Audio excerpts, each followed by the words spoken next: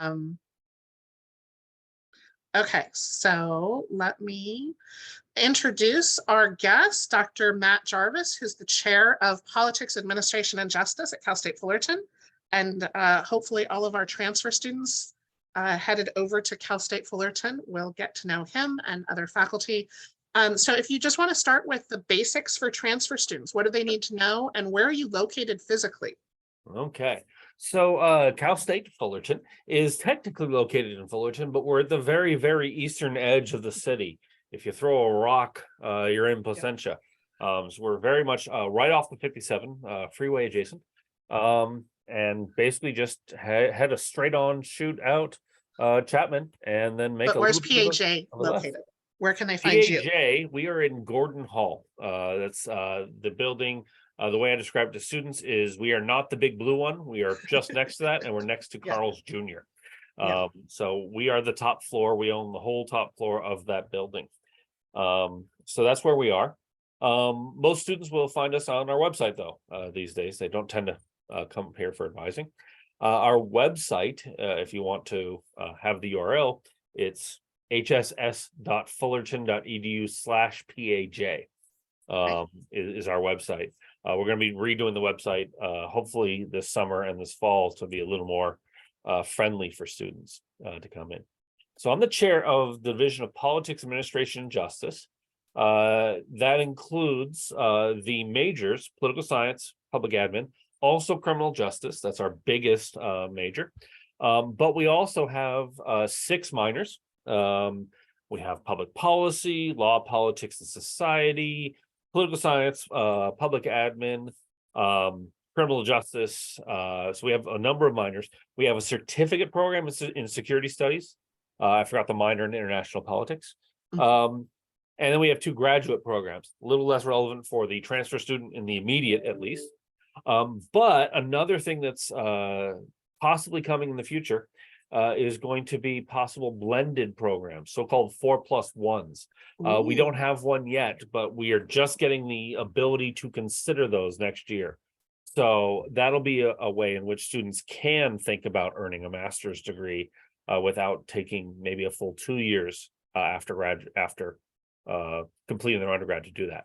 That's great. So for those students who have an AA or an ADT in political science that are transferring, what courses, when does registration start? When do they need to meet with somebody? Or do they just register for classes? Okay. This will actually vary sometimes by the semester and by the year. So when you come in spring, it can be a little bit different than when you come in fall. And we're always tweaking it to try to think what works best. The fundamental problem that incoming transfers will face is that almost no matter what, they're going to register for classes after the existing students at Cal State have registered. So you'll get to register before the incoming freshmen, if there are any that semester. But that's about it. Everybody else has had a crack at the apple before you did.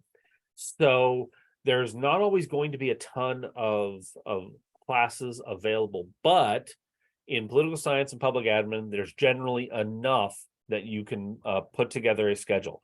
It's not necessarily going to be your dream schedule. That first semester, it can be a little rough. Registration, it depends on the semester and the year, whether they will let registration occur before orientation or not. That has varied year to year. So sometimes there's a hold put on a student's record. They can't register until they go to orientation. And sometimes that's been either in person or virtual orientations. And then in some years, they have removed those holds in advance of orientation. It's changed year to year. So I don't want to promise anything for the future. I can describe what's happening this year. In this year, they let those holds go. So students could register before they came to orientation.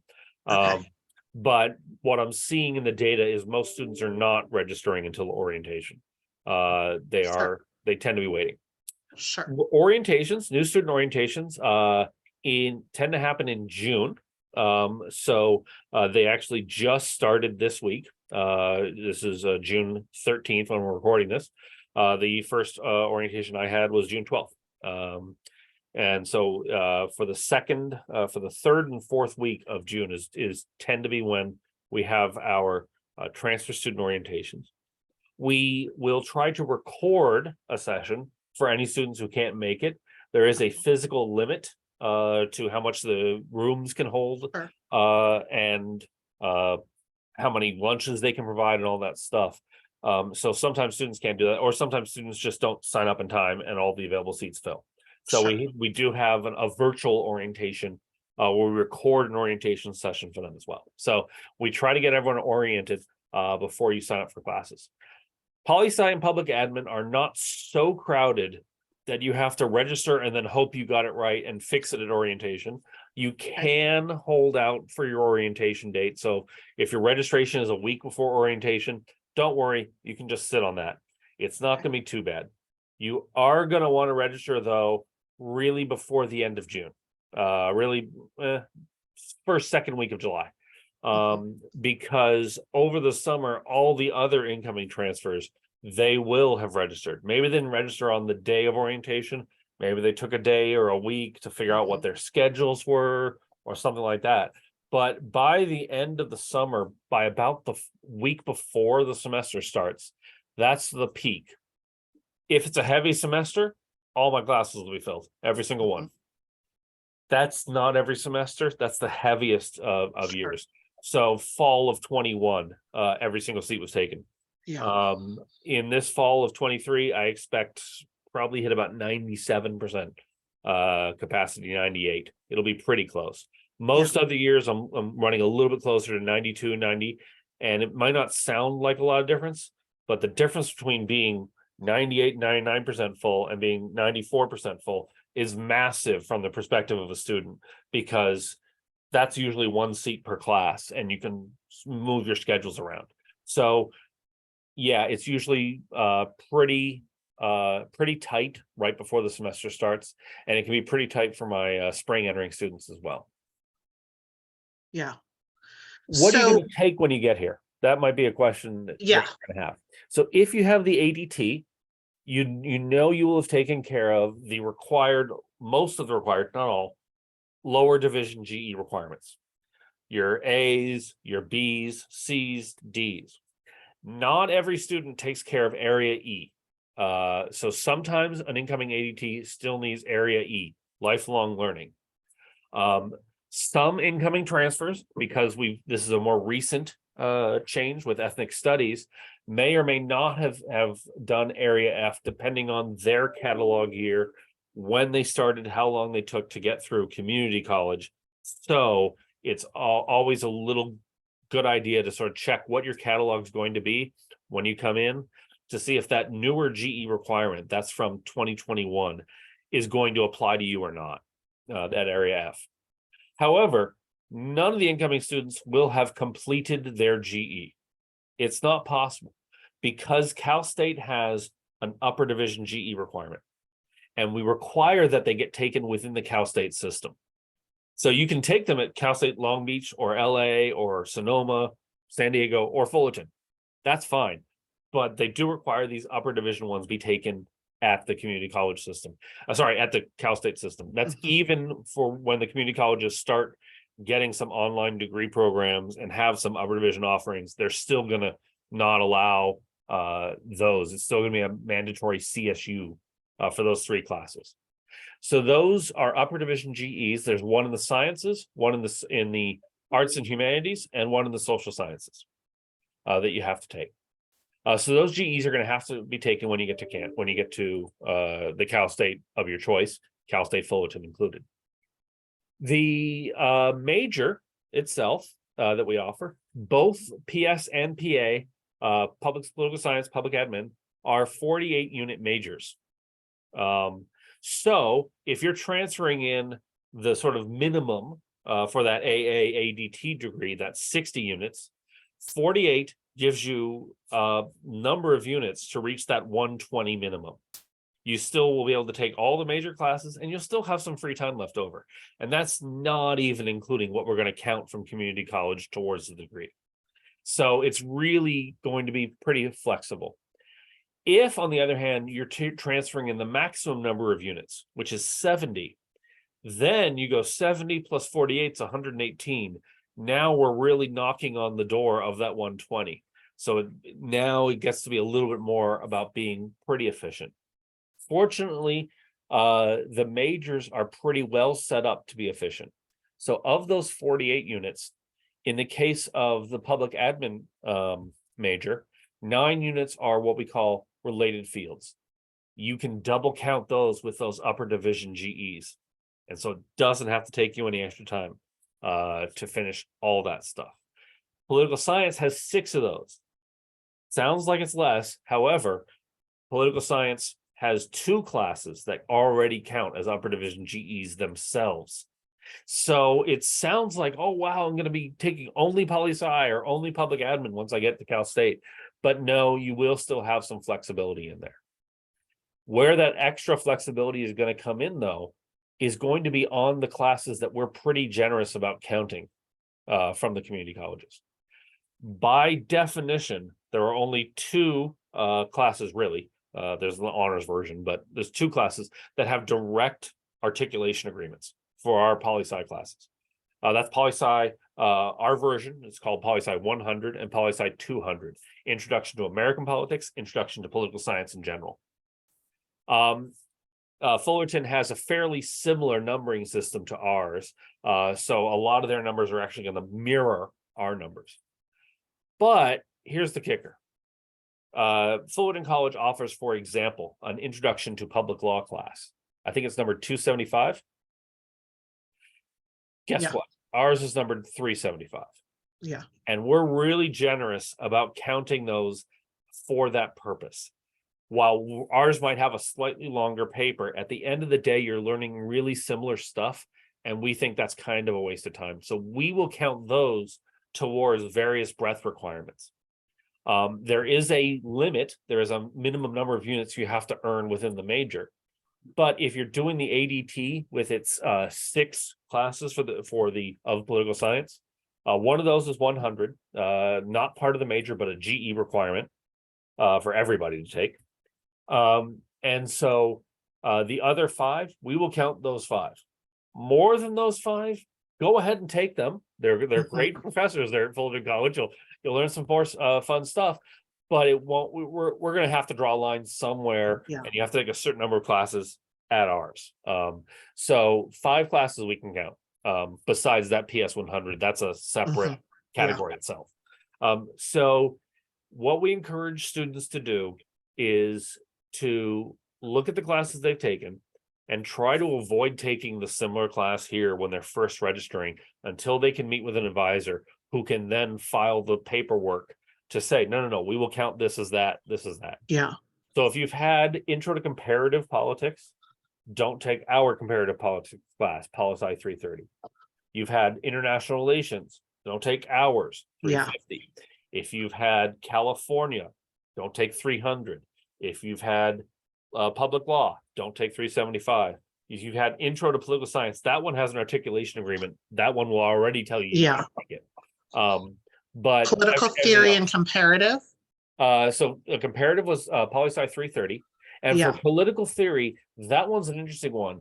If we count that, it takes away one of the majors double counts with GE. We will count it for you, but students who do that are just going to have to end up being a little more careful when they're doing their related fields courses. We won't have knocked all the dominoes down in advance for you with the major structure. You'll still have to take that advanced C3 class outside of poli-sci. But transfers who didn't take theory get to count when they take theory with us for that. So that's the only difference. It doesn't really change the number of classes you take. It just gives you a little more stricture on the related fields courses we have. So Kevin and Scotty, do you have any questions about what we've gone over so far?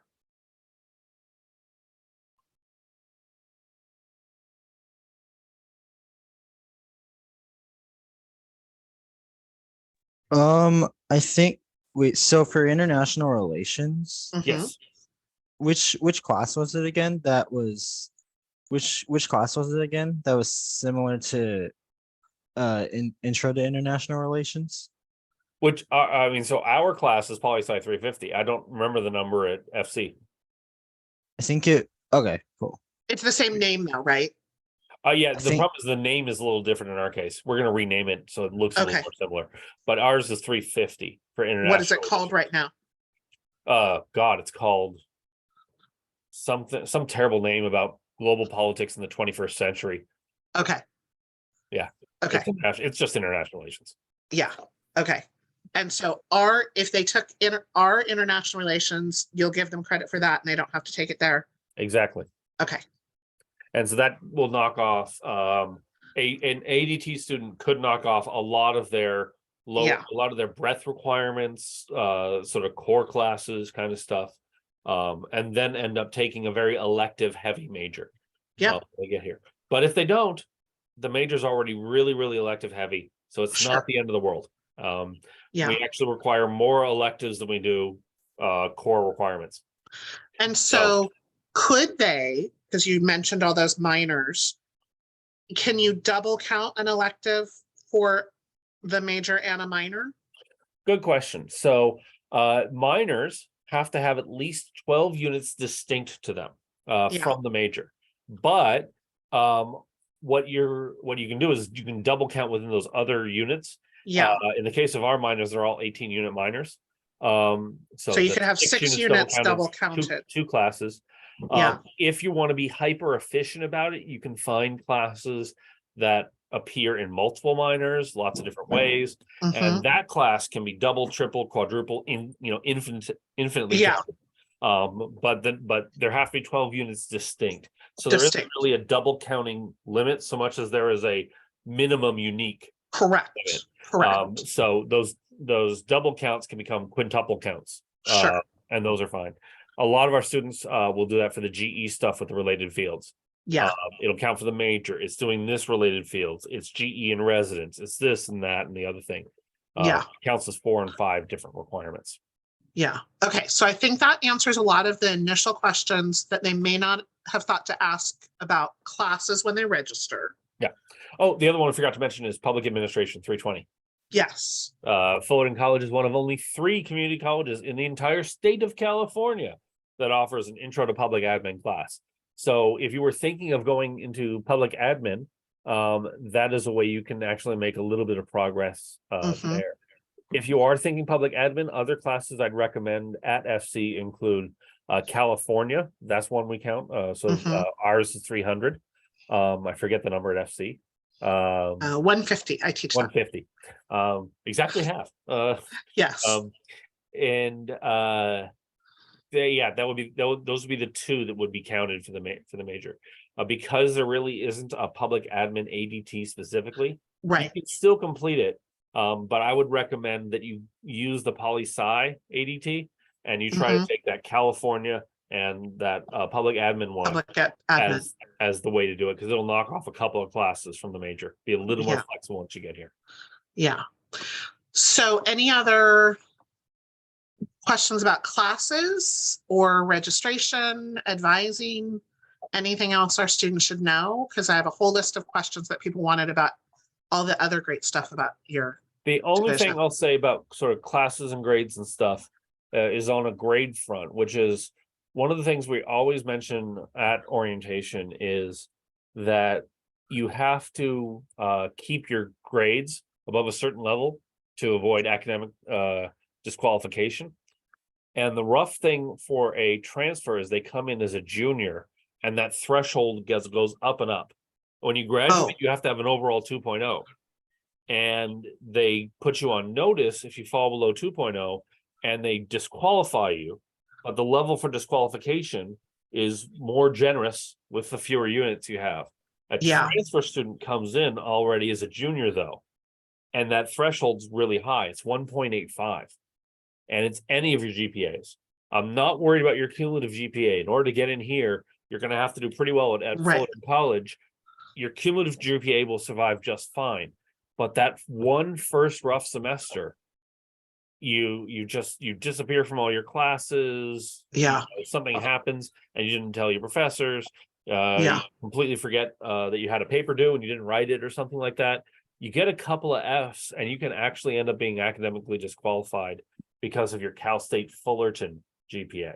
So we Mhm. always warn first semester students, that's, you have no cushion on your Cal State Fullerton GPA. You have Yeah. 0 units earned so far. So Right. if you are in any kind of trouble in that first semester in particular, you got to reach out, ask for help. Yeah. There are ways we can try to cushion this and protect you from it, withdrawals and stuff. And I think one of the big transitions that we don't often remember is that our drop policy goes all the way to week 14 of a 16-week semester. So when we know somebody's in trouble, we tell them to drop.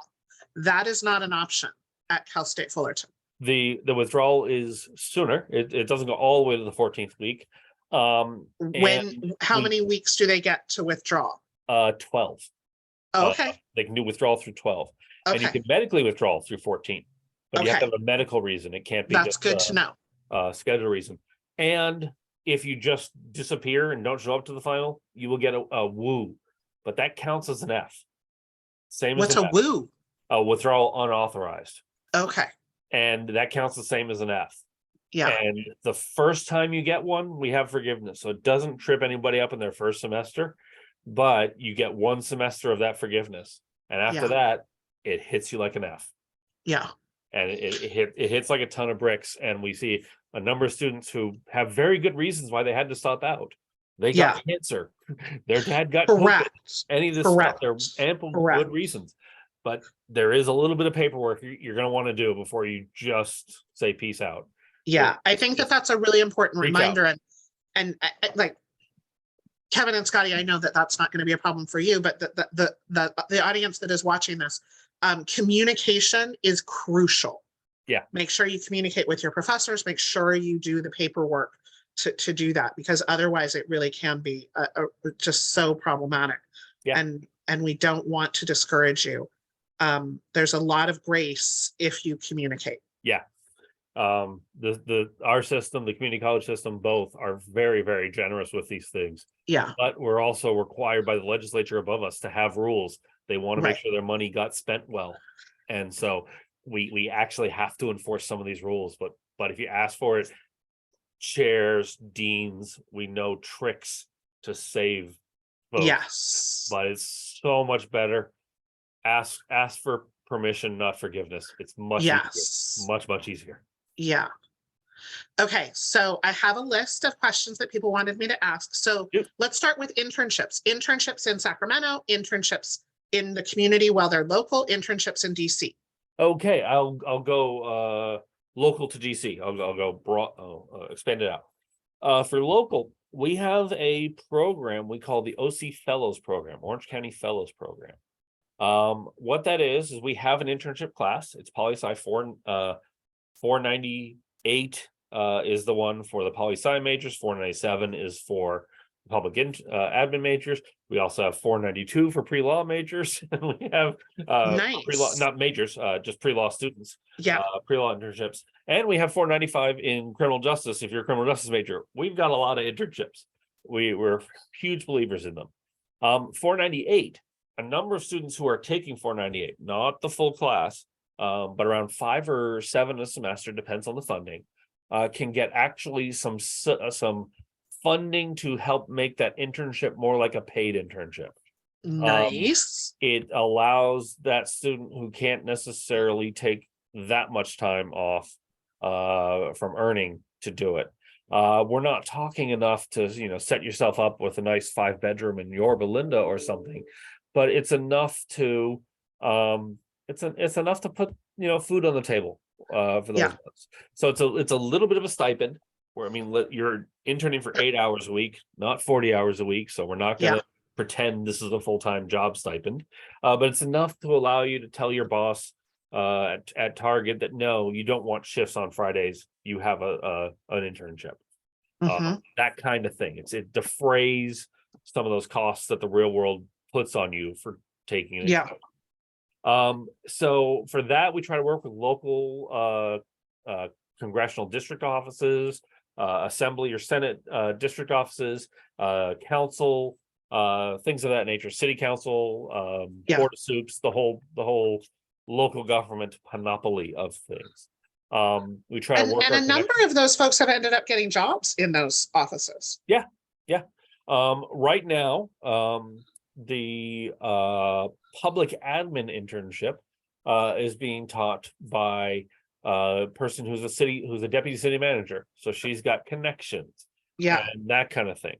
So we're always trying to have them taught by people who can actually try to help you.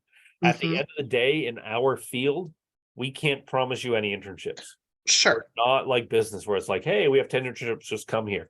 Because Right. our field, the politicians and public admin people of the world, they answer to their constituents, and if Yeah. they get to take someone on who is Sure. cussing people out on the phone, that's bad. So Right. they will not let us screen for them. They Yeah. will take our suggestions, our recommendations though. So we will try to help you get internships, but unlike some other disciplines, we can't Yeah. promise them. So we have we have a number of internship classes every semester. And we try to work with the Career Center on campus to help connect students with those. We have people who email us and so on, and we try to work those connections to help you. But a lot of it is, hey, I'd like an internship, and we say, hey, here's 5 you might apply to. We try to connect, but we can't give. Sacramento, for that, we're going to rely on the fact that there's a Cal State a lot closer than we are. Cal State, Sacramento State. They offer some really cool programs. So they have a semester in Sacramento program where you can go up and take classes there. As you might imagine, it's Sacramento, so the classes are all being offered by the political science department, and the units come back to us. So there is the semester in Sacramento program. For immediate post-grad, there is fellowships run by basically every branch of the state government has one. There's a Senate fellowship, an assembly fellowship, executive fellowships. There is judicial fellowships. So there's a bunch of these fellowships. Those are not run by the Cal State system, but they strongly favor California students. So they are looking for students from the Cal States and UCs for those. And they do try to get a certain number of Cal States along with the UCs. It's not like we give them all the UCs. Finally, getting further afield, DC. So just to amplify that, the fellows program, you would apply while you're a senior. Yes. Before you graduate, and I think it's February. Yeah. Before you graduate, and it would start, I think it's October that it starts. Yeah, I forget and when it starts. That is paid, Uh-huh. and you get some graduate units. Yes. It's a very, very nice, really good program that the state is doing. Finally, DC. For DC, we have the Cal State DC Scholars. So Cal State Fullerton, hi, that's us, runs the premier flagship internship program for the Cal States. UC has their own system where they send a faculty member out there for a semester, and they have classes in a building and stuff and whatever. We send interns. We're Cal State. We're not quite as well funded as the UCs are, and so we run a program. Cal State Northridge also has their own. It's not really our size. It's not really as robust. But most everybody else from a different Cal State uses our applies to and gets an internship through our program. Again, like the other ones, we don't have canned internship, here you go, but what we have is relationships that we've built up over the decade plus we've been doing this, actually 15 years now. We've been doing it, that we have people who are hoping to get Cal State Fullerton students. They've had great experiences with them in the past and they want them back. So we now have 4 executive branch agencies that basically set aside, they're not promising, but they're almost promising 20 internships a year for our students. They want them. They wanted to have more. Ag, HHGE, I forget the other ones. But there's we're really doing that. And it needn't cost you a ton of money. We have enough support from really thankful for our donors on this, that we are able to defray a lot of the costs. For a lot of students, the cost of the units is actually covered even by scholarships. There are going to be some students for whom they will have to pay for the units, but we even have a decent number of the students out there who get the units covered. Where it tends to somewhat fall apart is for the spring semester. The housing is 4 months, not just the summer for 2 months. And so students tend to find that they will need to find a way to help pay for that housing.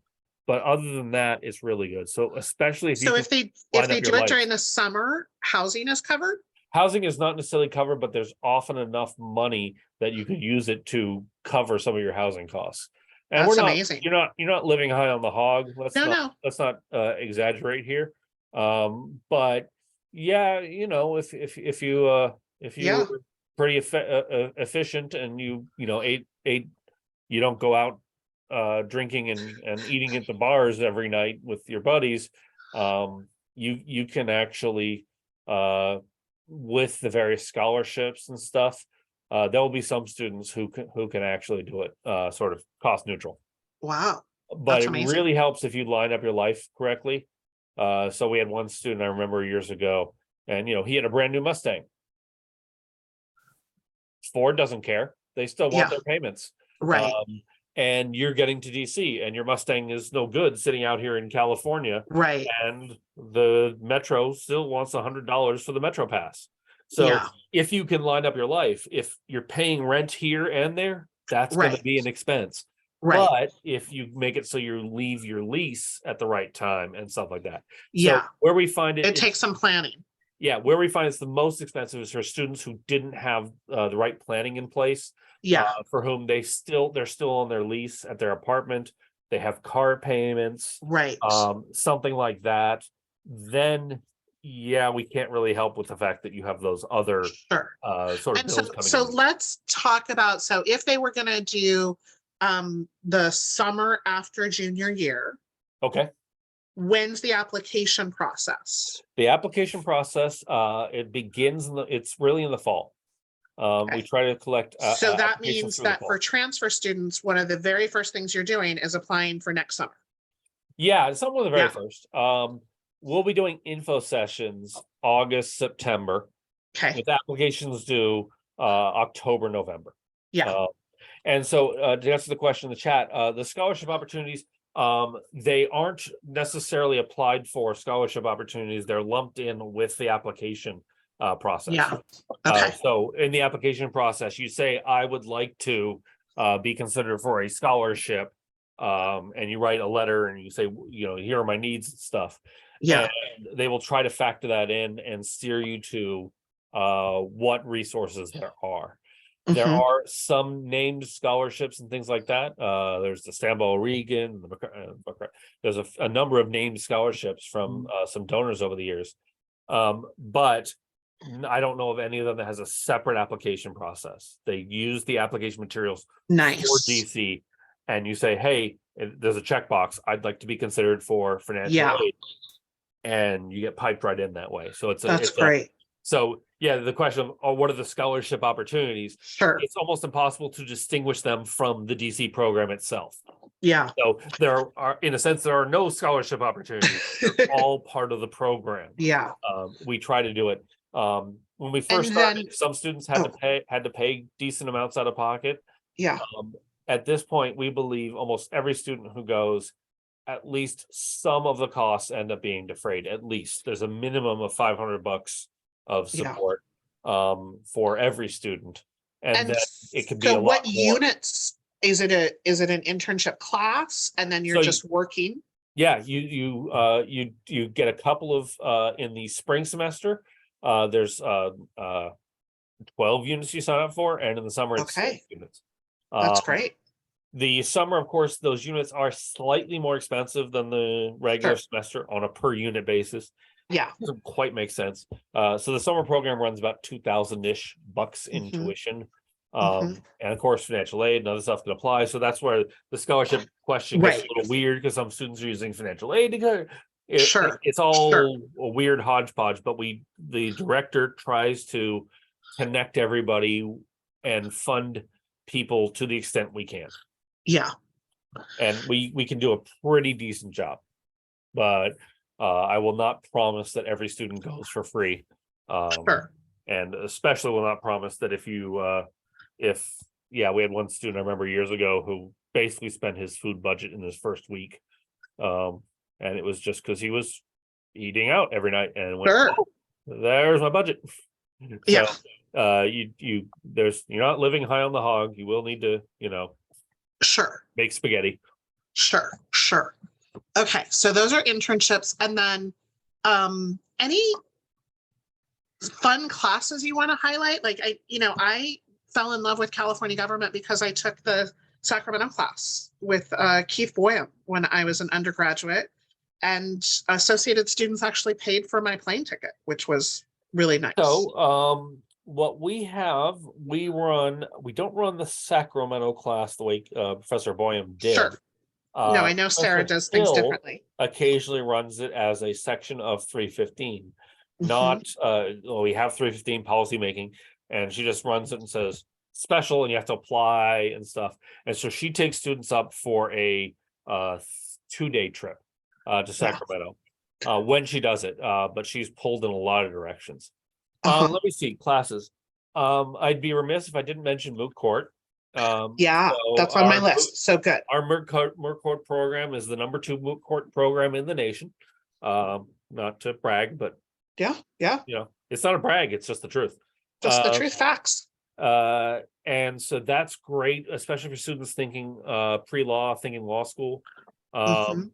Because while law schools are interested in really, really well-rounded people, they look at a lot of things, look at your grades, they look at your grades. If they have time to look at your grades after that, they look at your grades.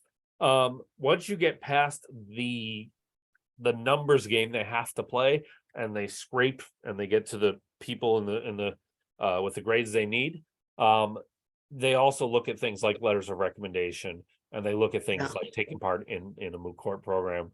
And we have students who are going to top 10 law schools from the moot court program.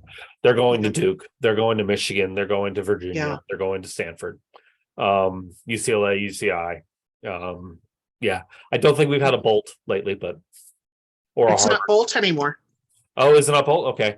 Oh, right. I remember reading that he did bad things. Yeah. He did bad things. I don't remember what he did.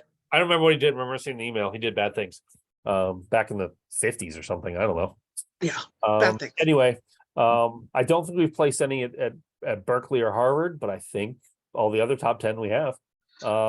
Amazing. And so the moot court program is great for students interested in moot court. We recommend that you take some law classes in your first semester here. $375 if you haven't had the equivalent at Fullerton College yet. And if you have, then we recommend reaching and doing like a 400 level in that first year. Maybe not first semester, but in that first year. In particular, recommend trying to take a class with Professor Fiber, because she's the moot court captain. She runs the team, and you're going to want to get to know her and see if that's going to be a good mentor-mentee relationship for you. If you're not gelling with Professor Fiber, it's just not going to be a good time on that moot court team. It's a real intense the moot court program. What else do we have? The OC fellows, moot court. What about student clubs? Student clubs. So student clubs, there is it's a United Nations club that is not a model UN. That is, they sort of take a volunteerism project on every year. And the UN has this program where they sort of have, these are things we think volunteer organizations at colleges should work on this year. They kind of like seed the idea. And so we have a United Nations group that sort of is more sort of focused on volunteerism. And they take as their cue, we're working on world hunger this year, we're working on world poverty, we're working on water purity or whatever. They sort of take their cue for the annual mission from that. We have a political science student association. That's for all political science students. It can vary in terms of its activity level. And then we have honor societies for Pi Sigma Alpha is political science. Pi Alpha Alpha is public administration. The nice thing is the PA, the PS tells you which one they are. And those are actually very robust organizations. Pi Sigma Alpha has won has won one of the best chapter awards. There's not one best, there's like 4 or 5 that win. Sure. But we've been named a best chapter 8 of the last 9 years. So we'll see. This year's results don't come out until September or so. But we have an annual banquet with a guest speaker and stuff with them. They put on some events during the year. They'll bring candidates sometimes. So yeah, but that'll vary. It'll often vary by where the students are interested and devote their energy. So in a number of years, there's a lot of times where there's not as much energy in the political science or public admin groups because those students are in ASI and they're the vice president or chief government relations or something like that at ASI. And so a lot of the energy gets diverted through ASI. So it definitely ebbs and flows for the departmental organizations, in part because ASI is practically a wing some years of the division. There are years where ASI, the whole board of ASI is like all taking one of our classes together. They're all majors and stuff. And that happens sometimes. So when we have years like that, it sort of sucks a little bit of the energy out of our clubs because they're doing things and they're organizing things. And because they're political science majors, they're organizing political events. Sure. And, Pi Sigma Alpha is sitting there going, why would we put on an event when they have Ron Paul speaking? Why would we right. Right. So and ASI is Associated Students Incorporated. Associated Students Incorporated, yeah. They so are that's the student organization for all students. Yeah. It's not for this or that or the other. It's for everyone. To do things. And so they put on a lot of things. They do scholarship sports. And they're the ones who primarily fund the on-campus student daycare and stuff like that. So ASI does a lot of stuff. Fitness center, because that I really matters because the associated students collect fees. Oh yes. And then the students decide where that money goes. And so concerts and speakers and programming, they've got a lot of money to spend and they get paid. So it's something to think about. And they get priority registration. Yeah.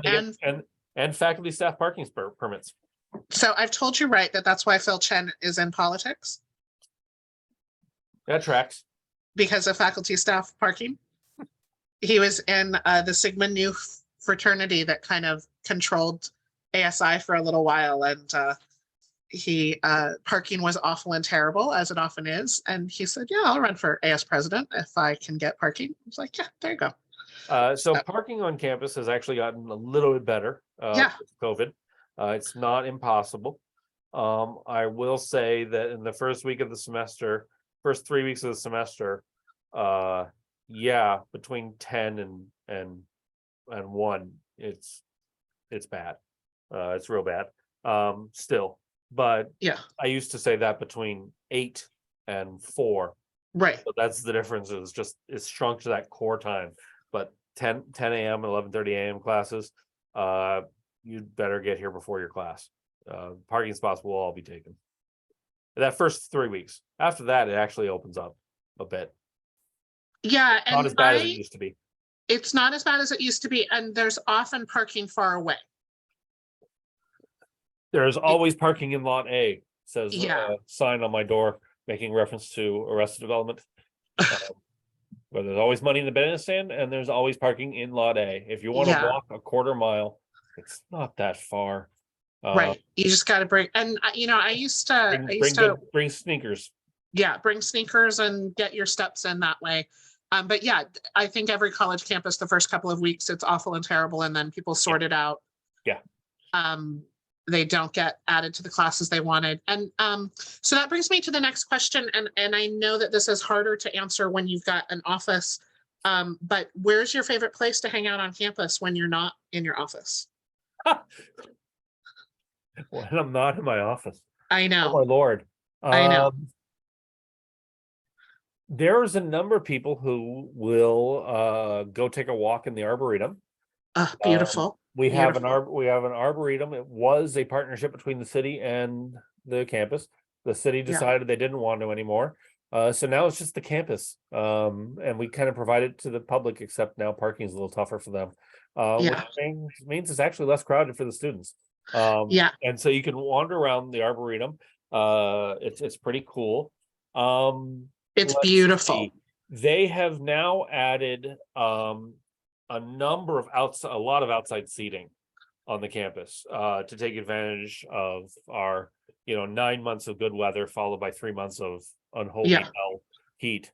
And so as long as you're not here in August, and I'll be honest, August, July, and much of September, you're going to be in the library because it's just too hot. It's not pleasant. But the rest of the year, there's a lot of seating just in various places around campus. And each student sort of usually tries to find it, kind of makes their own place. I kind of favor this kind of grove just west of the library off the main walk. It's sort of in the center of campus and very unused, but there's definitely hustle and bustle like walking past you on the big walk there. But that's a nice little area, and there's a nice little isolated chair bench table sort of set up over where the loading dock for the library kind of goes down, before that, right next to the education building. Yeah, so those are things, but for me, I would say the only place I've brought my kids when it's not bringing them to my office is the Arboretum. Yeah, and you'll see the ducks and the turtles and the stuff like that. Yeah, it's beautiful there. And I actually really loved, we had a duck pair that loved hanging out in the fountain just off of Langsdorff Hall, right off of Commonwealth there. No, not Commonwealth, Nutwood. And so just where the main entrance to the campus was, there's a fountain there, and there were a pair of ducks that loved hanging out there. And so I liked that. But yeah, honestly, there's different places on campus, but most students will tell you it's, what's your favorite Starbucks? There are 3, and the students seem to favor the library Starbucks. That has the longest line. The students really, I mean, the library, they've gotten rid of all those worthless old books and made just tons of spaces for people to hang out and study. So it's just big open spaces, and there's maker labs and designer labs, and you can use their 3D printer and stuff. You have to pay for that. And it's a trek depending on where you park, but the Titan Student Union has a lot of nice places to study. Just as you're building your schedule with breaks, you need to find those places. And so by convenience, if it's, only a half an hour between classes, there's outside seating right out of Gordon Hall. But if you've got a longer break and you don't want to move your car, and you will learn, if you go to your car to put things away, you will be accosted by people looking for parking. They will follow you from the elevator. Yes, they will. They will actually ask you. Are you leaving? Are you leaving? Are you leaving? Are you leaving? If you want to be kind, when you say not leaving, if you just run to your car, not leaving. Yeah, they get very excited. But there's a lot of nice places over at the Titan Student Union. There's an outside courtyard, and there's food. So you do want to build your day that way. Tuesdays have a farmer's market which Oh. true to all farmers markets has very few farmers Sure. and mostly like just food you can buy that's different from the other food on campus. I like the Yeah. hot dog guys myself who come, but Nice. other people Those like are Thursday Musa. nights? Tuesdays. Oh, Tuesday. Tuesdays, like at the core of the day, like right around lunch. So they're like 10 to 2 or something like that. Okay. And so you can get berries and some vegetables and stuff like that. But honestly, the farmers got crowded out by Of restaurants. course. Of course. Yeah. And so yeah, I get a kielbasa or whatever. Yeah. August frescas and burritos and there's a Sure. number of different places. So the farmers market's on Tuesdays. That's fun. Okay. Yeah, most students, if they have time to kill on campus, you'll usually find them in the library. Mm-hmm.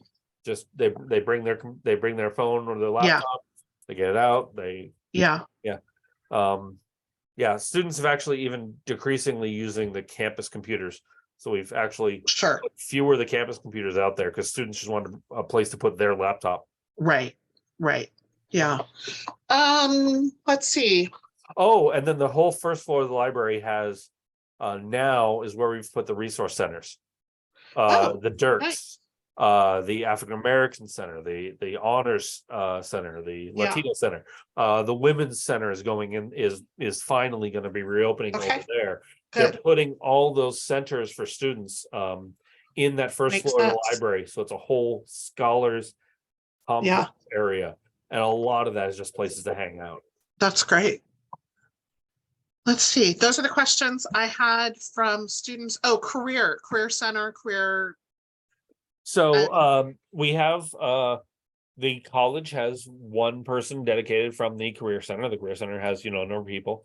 And there's Melody Lim is the name of the person in the career center who does HSS stuff. Uh-huh. And so she works with us. We forward her things we get, and she'll send us things. There's occasionally events put on by either the student organizations, the career center, both in conjunction or something like that. So for example, we find we get a lot of students, particularly with us having CJ in the house, interested in the FBI for careers. And so we've had any number of times we've had FBI sort of, hey, tell me how to become an FBI agent on campus. And sometimes it's been put on by the Career Center, and sometimes it's been put on by CJ Student Association, and sometimes it's been various groups. So yeah, there's a lot of things around us because of this amorphous big body. That's not like, oh, these guys own that. Like Coffee with a Cop, CJSA does it. Unless UPD just sort of says, hey, we're doing Coffee with a Cop in October. And then CJSA goes, oh, well, we won't do it then. I mean, so there's a lot of things around campus like that where if one organization doesn't do it and people were kind of expecting it, some other organization goes, hey, what happened to that? Oh, let's do that. I mean, and so what we find is like, if we don't have an orientation session with the FBI that we've hosted, it's partly because the Career Center put one on and we're like, we just had them out here last week. Why would we do it again? We get some of that. There's some duplication of effort stuff that leads to different people take a lead on different things, different years. Sure. Good. And then, I would just give the advice that I think that it's really important to find mentors and to ask and to say, I want to, know more about the FBI because, you're sort of like us we get all of these different opportunities and we're not going to bombard every single student with, and you could do UCDC, and you could do this, and you could do that. But when you come to us and ask, we've got just unlimited resources. I will say the modern university has not yet pivoted. Yeah. Which is the old solution we had was to throw flyers. Anytime someone said, I have an opportunity, we'd say, can you give me a flyer? Something I can print, and we'd throw it up in the hallways. And we would have opportunities everywhere in the hallway. And the problem is with the students increasingly not being in our hallways, we have opportunities where we don't have a great way of distributing them. If we email them, the students won't read our emails. If we send them that many emails. And so we're putting things up, but if students don't find the resource, so that's the challenge as we're in this weird, somewhat online, somewhat not, kind of environment that we're in now, is the students have changed their behavior. They used to walk up here for advising, and they don't anymore. Yeah. And so now we're adjusting to that. We're also bringing on, for the fall, we will have a new full-time staff, tandem advisor for PS and PA. CJ will have their own 2 advisors because there's 3 times as many of them. Yeah. And so we're going to have staff advisors. That's someone who can do advising and what classes to take, kind of thing, 40 hours a week. Yeah. And so that will really also then mean that a lot of the faculty have time. There'll be faculty who will be saying, hey, I want to be an advisor for students who want to go on to college, who want to go on to grad school, Right. or students who Right. want to go for this. And the faculty will identify themselves in that new world. So we've gone from a system where the faculty were having to do a large portion of helping students pick their classes. Once Yeah. we've hired these staff on, it's going to be more time dedicated to helping students pick classes, but B, it's going to free the faculty up to offer that other kind of advising, which we might have done while we were doing pick those classes. It's like, oh, it's like, Right. one other question, how about grad school? And we said, oh, okay, this is now we'll be able to sort of like go, no, we have a little more space and time to do stuff. So we'll be putting on more events like, here's what you should know if you're going to apply for grad school, kind of thing. Yeah. More sort of info sessions for our graduate programs, things of that nature, because we'll have had that time freed up.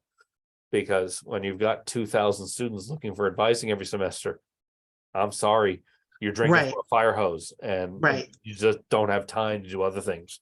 Right. And now that we have staff to handle that, that will really help the rest of us have enough time to actually say, hey, I'm going to put on an info session on grad school. Come see me in September and stuff like that. Yeah. And then so we put on a number of events too with ASI. Yes. Those are usually they get heavier in election years. Yeah. So we always do a panel As do we all. on propositions. Yeah. And we try to bring candidates to campus for debates if we can, and things like that. Things of that nature. Watch parties for debates, watch parties for election night, things like that. And then how do students find out about all of these things while they're students? Is it email? Is it a portal in Canvas? How does your division communicate with your majors? We primarily do it these days through the faculty.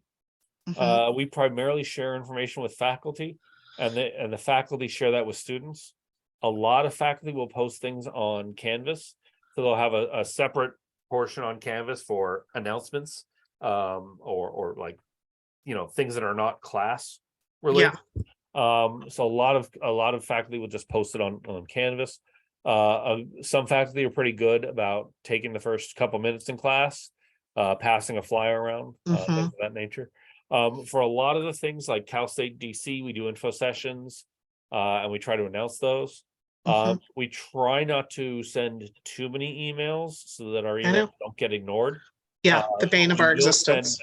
We will send blast emails out to students when we have important things to say. Probably, I'd guess 3 to 4 times this semester, maybe 5. And so, we try not to make it so you are automatically trashing our emails. But at the same time, we do use it. So whatever I would always say is, students, make sure you check your Fullerton email account. Even if you set up your Gmail to just read it and do it, and you can do it, you can have an auto forward like that, but don't ignore your campus email account. Right. And also, when you do set up a campus email account, how about not calling yourself Sexy Booty 69? Because that's the email account you'll probably be using on your resume, or when you're applying for jobs. Jarvis is a pretty good boring email. Yes, boring email is good. So you can keep it for your Gmail or whatever, but even then, your student account's going to expire after a year of you being Yeah. gone.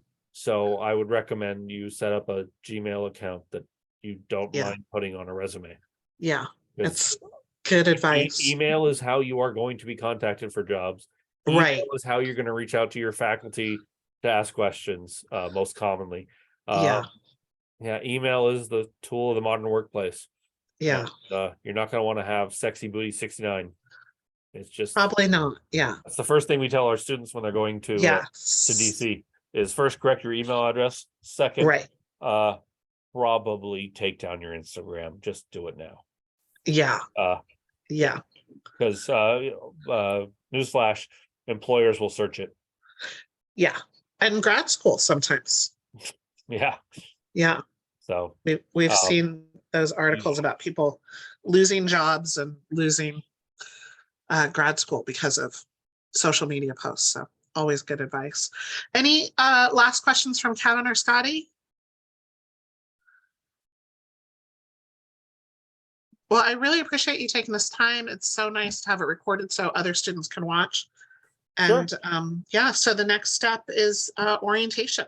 and That's great. the thing I'll mention is as a lot of your counselors are going to tell you, the ADT in particular is a pretty good important boost. It boosts your GPA for the calculation to get in, and essentially it's boosting your likelihood of getting in. Yeah. So an ADT, if an ADT is within your reach versus the AA, it's definitely a worthwhile thing to do Yeah. to get into the UCs or Cal States. Yeah, That I ADT agree. is just so much more helpful. I know. AAs. And I see so few AAs these days at a destination campus like a Fullerton is. The Yeah. ADT is the coin of the realm. Almost Well, every you're going to see a lot more because our political science, I actually delisted my AA because we don't get to advise students as they're applying. They're applying as seniors in high school. And so the AA was before alphabetically the ADT. So they were just selecting the first one. And I was like, nope, you don't even have that option. Question in the chat on the intelligence community, intelligence scholars community, intelligence community scholars actually. Intelligence community scholars is run by Professor Valerie O'Regan, and so you would get in touch with her. We are having to come up with who will be taking that over. She has begun the process of retirement. We have an early retirement program. Yeah. So she's entering that. And so we are in a search we're doing. We're going to try to make sure that we bring in somebody to take that over. But right now, because it's sort of her, and it dies with her if she leaves right now. So we're trying to build continuity for that. And so advising somebody who's interested in the intelligence field to take a class with her. And take a class with her, or really email her, and she can advise you on the particulars of it. It's really a set of classes that we ran past DOD as a set of classes that they think would make people more interesting, more appealing candidates for jobs in the intelligence community. It's not a minor because they don't want an official record of people who are interested in this subject, as you might imagine. That's how the KGB recruits. Sure. So this is the alternative to it. And so it's a set of classes, pretty heavy in geography, a bunch of classes, because if you're in the intelligence community, you're studying places not here. So you need to learn about different places. So it's got a lot of geography in it, a bunch of political science, because we study places other than here too.